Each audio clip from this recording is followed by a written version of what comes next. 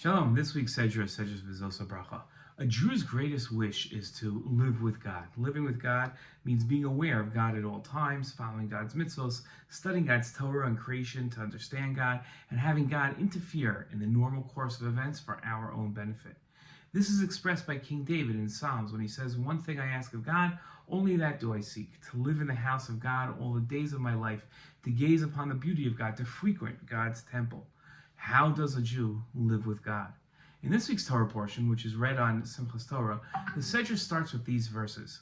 This is the blessing which Moshe, God's agent, bade the Israelites farewell before he died. He said, God came from Sinai and shone upon them from Seir. God appeared from Mount Paran and approached them from Rivos Kodesh. Lightning flashes at them from God's right.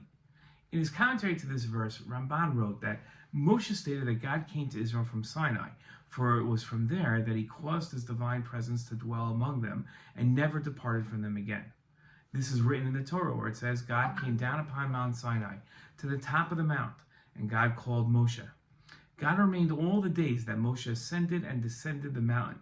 As it said, the appearance of the presence of God was like devouring fire on top of the mount.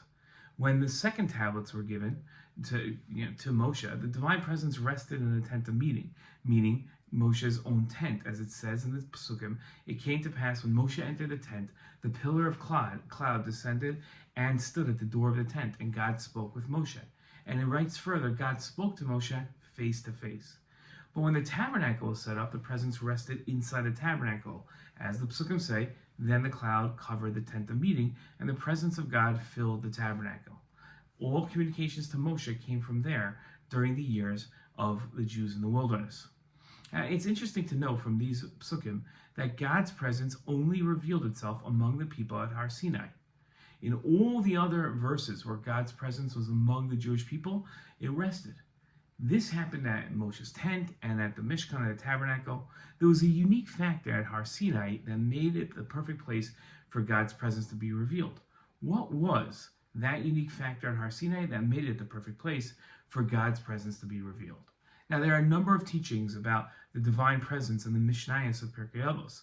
One of them states that Rabbi Hanania ben Sharajon said, if two people sit together and there are words of Torah spoken between them, then God's presence reveals itself among them, like at Har Sinai. As it says, then they feared that God spoke one with another, and God hearkened and heard, and a book of remembrance was written before God, for them that feared the Lord and that thought upon his name.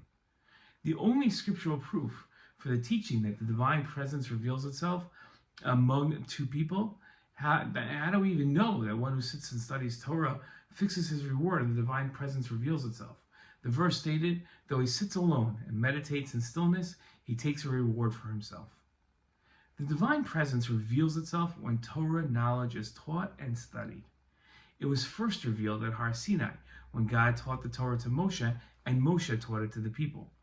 As we sit this week in our Sukkot, dance with the Torah and Simchas Torah, it's important to remember the purpose of the Torah, that it's to be studied, taught, and followed.